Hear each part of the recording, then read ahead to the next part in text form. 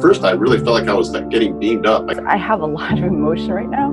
I'm very thankful for this container. It was beautiful. It was like a surgery. Go through my stomach and they take like the earth, but it was black. And they say that's all my fears and the old pattern. So they take the whole bag, they seal it, and they take it.